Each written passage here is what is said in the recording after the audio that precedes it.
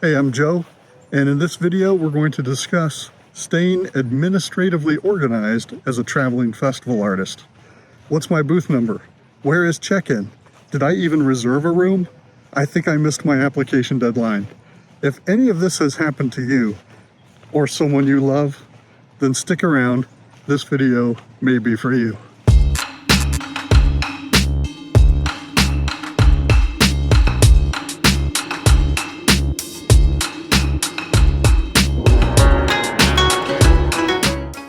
Most people have their own way of staying organized. I'm going to show you my way in case you're lost or looking for suggestions.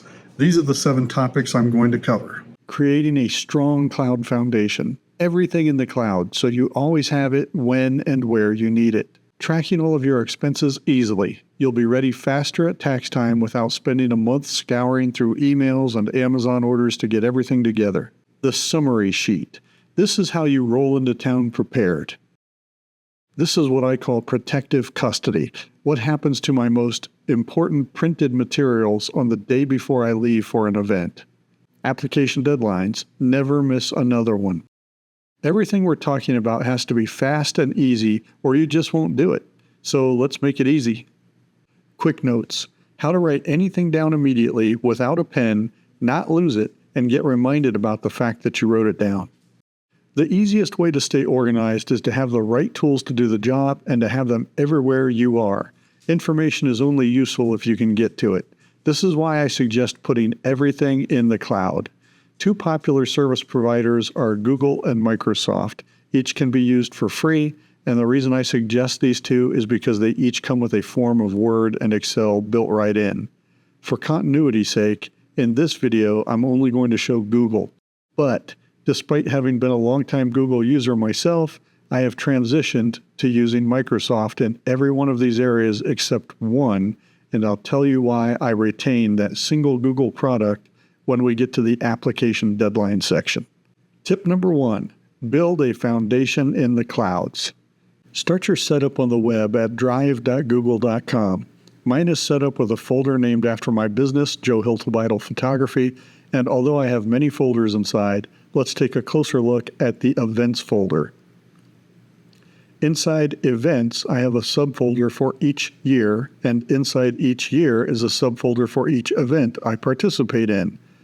Inside every event folder, I have a folder to store media, photos and video that I take at the event, documents such as those sent to me by the event, social media content, tax information, and so on. I also have a couple loose files. Artist data is a list of participating artists. It's something I pull from their website unless they send it out to me. Review summary is a document I pre-populate with a lot of information before the event, and then while I'm at the event, I take notes about the event itself. The summary sheet we will definitely come back to shortly. Now, whatever I put here in this cloud structure, I can get to from my phone or another computer, anywhere as long as I have an internet connection. Build a hierarchy of folders that makes sense to you. This is what makes sense to me. Tip number 2, tracking expenses. I have an Excel spreadsheet of my expenses and it's in the cloud. As soon as I spend, I enter it on the spreadsheet. If I'm in a store parking lot, I can enter it before I leave. Buy something on Amazon, pay a booth fee, parking, hotel, mileage, whatever it is. When you spend it, you enter it.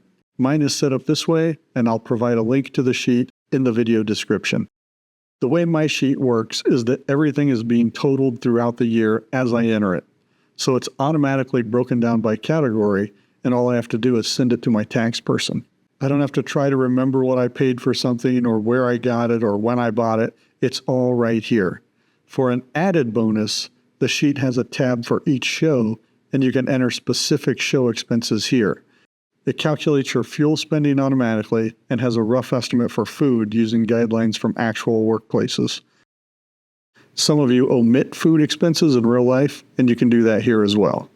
Tip number 3, the summary sheet. I love the summary sheet. This is the who, what, where, and when, and contains the most important details about the event, including my lodging and my overall plan, setup times, and so forth. I modify this sheet up until a few days before the event, and then I print it and attach it to the front of the storage clipboard and put it within an arm's reach in my truck. This can speed up check-in at the event and the hotel and answer a lot of questions that you or your partner may have on the day of the event. Here are 2 examples of actual summary sheets that I built and printed and kept with me at the event at all times. This is protective custody. These clipboards are inexpensive. Inside the clipboard is information I consider important, but not so important as to be clipped on the front. For example, dinner vouchers, maps, parking tags, certificates of insurance, anything that the event has sent me that will be useful while I'm at the event. I have everything in the cloud and some of it printed, all of it at my fingertips. If I pick up a cool sticker at the show, I put it in protective custody until I can figure out where it goes. Shout out to Jamie at Pedal and Bone, brother. Tip number 5, application deadlines and other time-sensitive things that you need to be aware of from year to year without ever forgetting them. Enter Google Calendar. This is the only Google product I retained after switching most of my life to Microsoft, and I'm about to tell you why. I put anything time-sensitive on Google Calendar, sure, but when it comes to event dates, like when an application opens, I put it on the calendar and set it to repeat annually on the same date. It may not be the exact date from year to year, and that's okay. When it pops up each year, I go to his application and see if the application is available yet, and my calendar is configured to remind me several times about it. And that is why I continue to use the Google Calendar instead of Microsoft's, because Microsoft only allows you to set 1 notification about an event, whereas Google allows 5. So I can set a reminder several weeks in advance of an event so that it goes to the front of my mind and I know that it's coming up, and then I get the other subsequent notifications and not miss the deadline. If you don't know when an event application is available, check the event website or in the application. If it's for an event that has already passed, you can still see many details by going to this section of Zap. It's also helpful to follow your favorite events on social media because they often announce application dates there. Tip number 6, bookmarks and shortcuts. I've done the same thing in Chrome, Firefox, Brave, and DuckDuckGo. Whatever your browser is, it likely supports syncing. Bookmark some of your most frequently used documents like expenses, for example. When you bookmark the cloud version of this sheet and choose the option to sync in your browser with your phone and your computer, you can quickly get to it from anywhere. I also create a shortcut on my phone so I can get to my expenses sheet with 1 click. Tip number 7, quick notes. Google Keep, my man.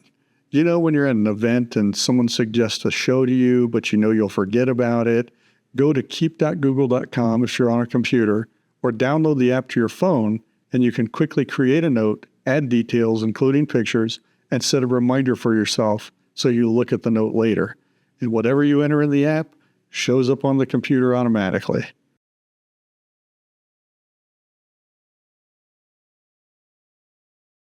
Now, are you an all-new person or what? Thanks for watching. Safe travels.